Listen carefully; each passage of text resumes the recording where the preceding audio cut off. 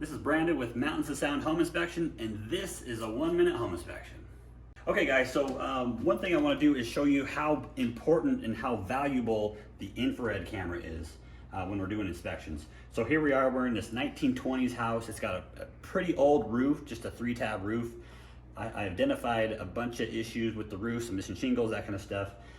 It happens to be a rainy day today, and so now we're going through with the infrared camera, and I'll show you what we found so far. So here we're gonna go into this little bedroom here, and let's get this thing set up here.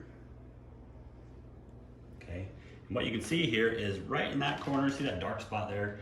That's actually an active leak.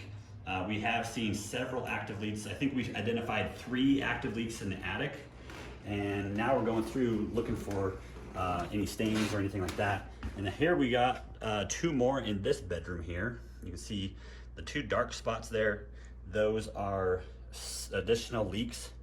And then we'll go in here to the family room, and here we got 2 more here, 1 there and 1 there. So it happens that it is raining today.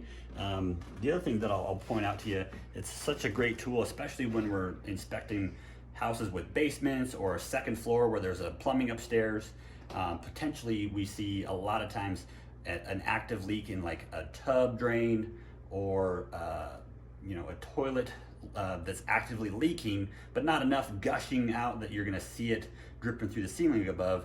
And so a lot of times, you know, something like that, especially a toilet, you're gonna see, you know, just some gross water, festering things.